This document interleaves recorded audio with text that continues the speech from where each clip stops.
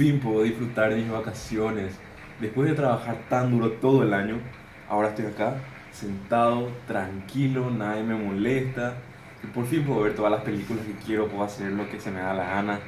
Ahora por fin voy a estar sin ninguna molestia, sin que nadie interrumpa mi tiempo de paz acá en mi casa.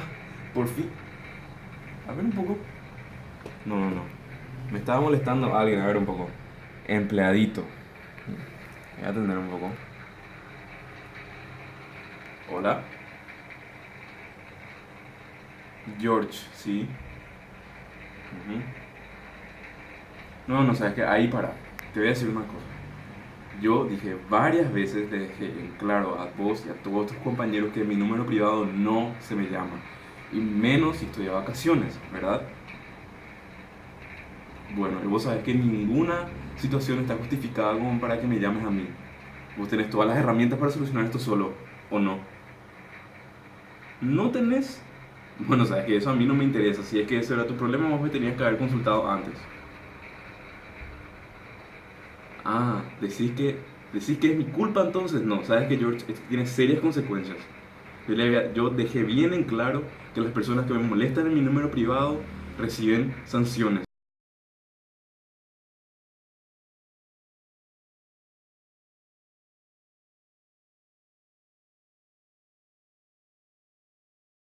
Dentro del encuadre se deben contar con dos principios.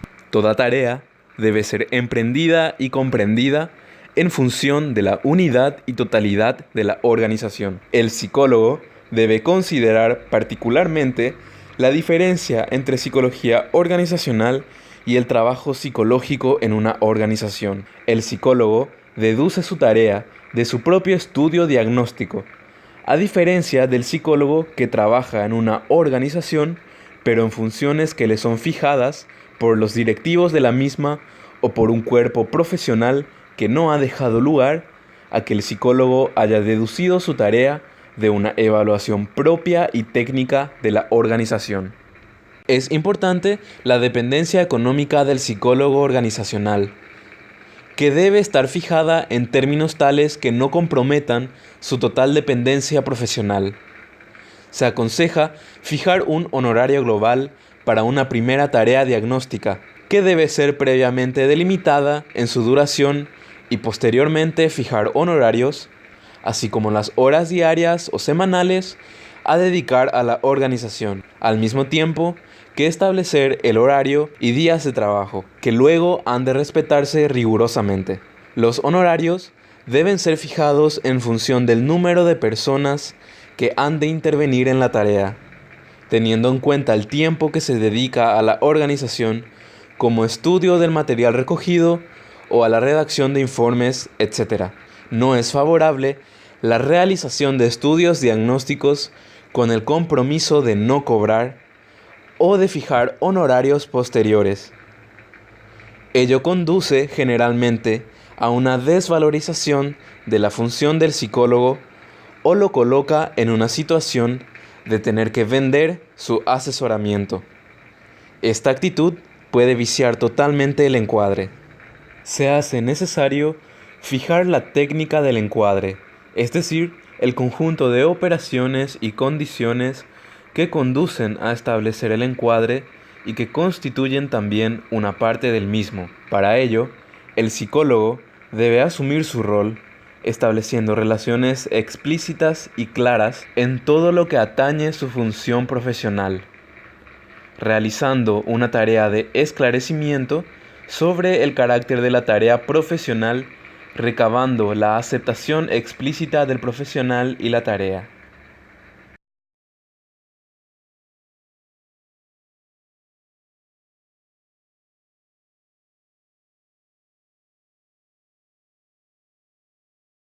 El proceso de desarrollo organizacional comienza antes del diagnóstico.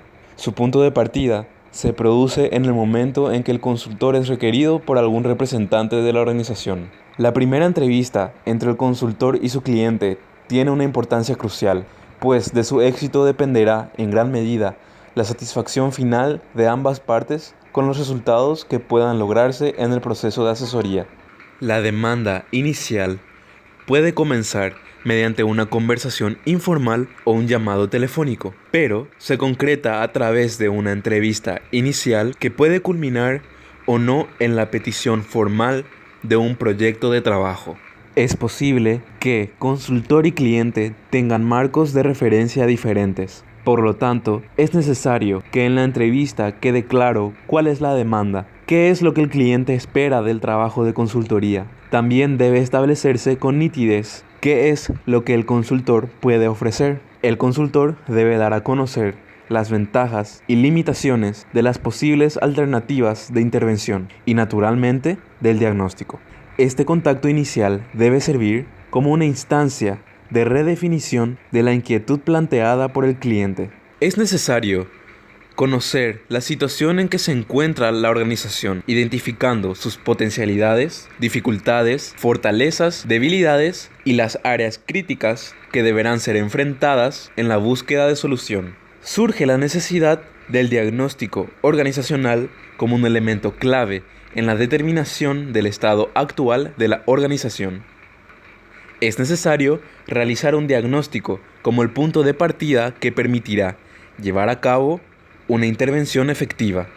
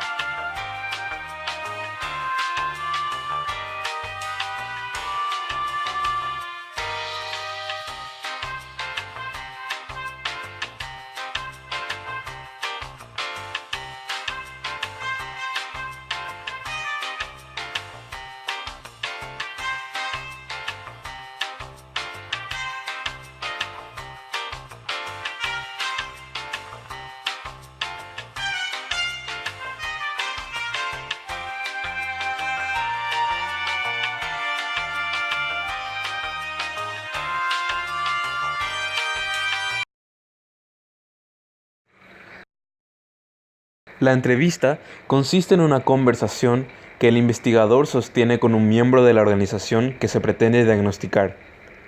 El objetivo de esta conversación es obtener información sobre una gran variedad de temas de la organización y la opinión del entrevistado acerca de estos temas. Una primera aproximación al diagnóstico organizacional se produce habitualmente mediante entrevistas a personas representativas de distintos sectores de la organización. Con la información recogida en estas entrevistas podrá tenerse una visión global de la situación por la que atraviesa el sistema organizacional.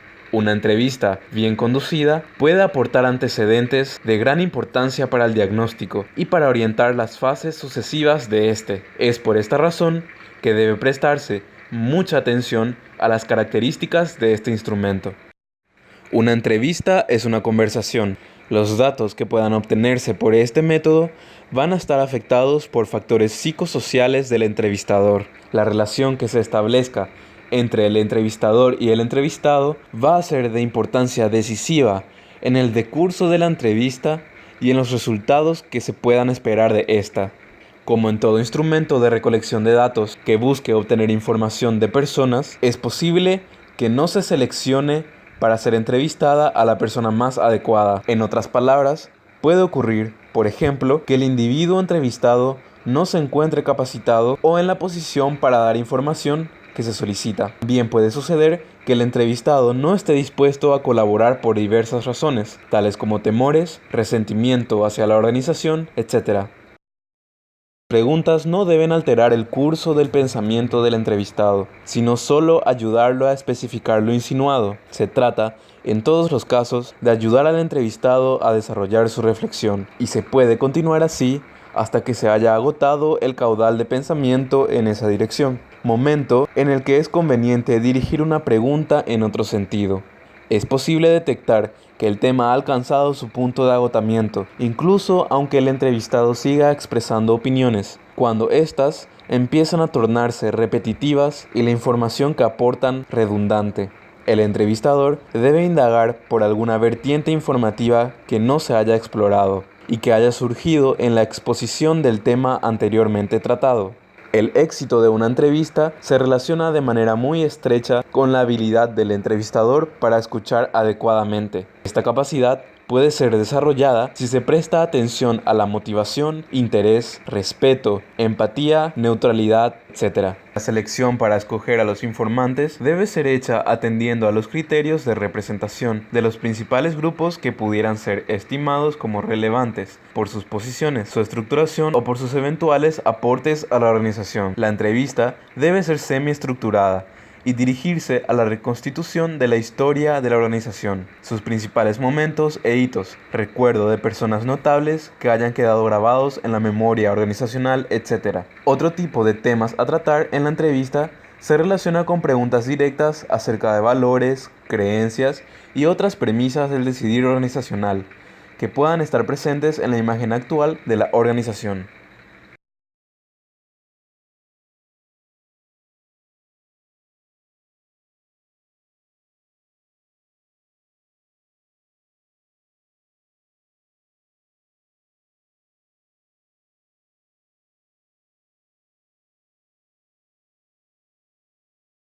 El diagnóstico organizacional se trata de un proceso en que un determinado observador explicará las experiencias que tiene de una organización y su operar.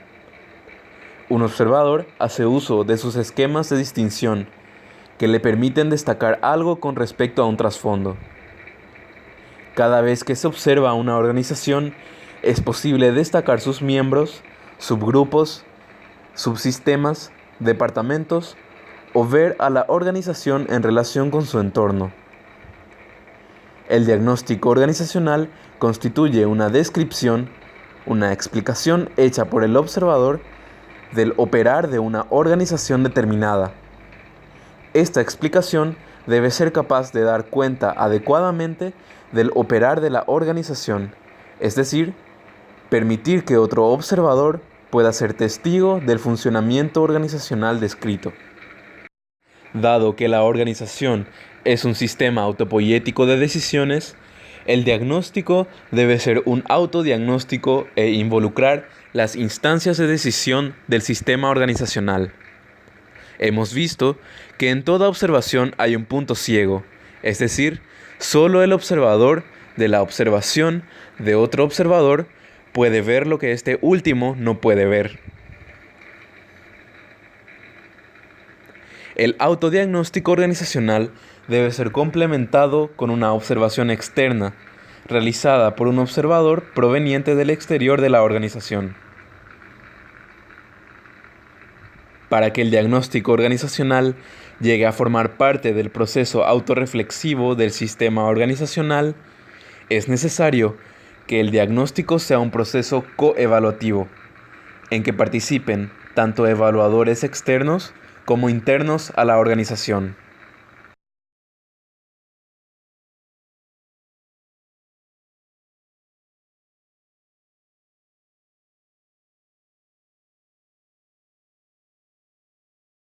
El diagnóstico es una intervención, de modo que resulta extremadamente equivocado realizar un diagnóstico y luego no continuar prontamente con las etapas de implementación y evaluación siguientes.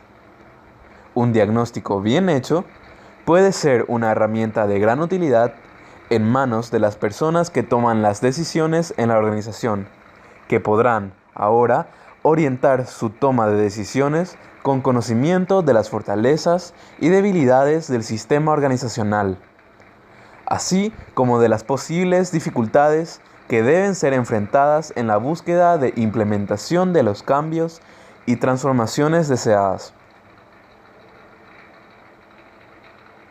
Todos los integrantes de la organización han participado de alguna manera en las diversas instancias del trabajo de diagnóstico. Todos han contestado cuestionarios, han participado en grupos o seminarios, han sido objeto de entrevistas grupales o individuales, etc. De alguna manera, el diagnóstico es el resultado del esfuerzo conjunto de todos los individuos que conforman la organización. Se han generado expectativas y el diagnóstico debe ser conocido por todos los integrantes de la organización. Después del diagnóstico, los resultados han de ser comunicados a la organización. Tiene la utilidad de demostrar a los integrantes la efectiva disposición de la alta dirección a realizar cambios conducentes a una solución de los problemas detectados. La difusión de los resultados del diagnóstico puede ser hecha de diferentes formas. Por ejemplo, se pueden efectuar distintos seminarios con participación de varias personas cuyo objetivo es dar a conocer las principales conclusiones. El proceso de difusión y análisis de resultados puede constituirse en una instancia de autoanálisis por parte de los diferentes sectores relevantes de la organización. El diagnóstico de organizaciones constituye una aproximación investigativa a uno de los fenómenos sociales de mayor importancia en nuestra época. Las posibilidades de intervención abiertas desde él permitirán construir organizaciones más humanas en las que cada persona pueda encontrar un espacio para desarrollarse con plenitud.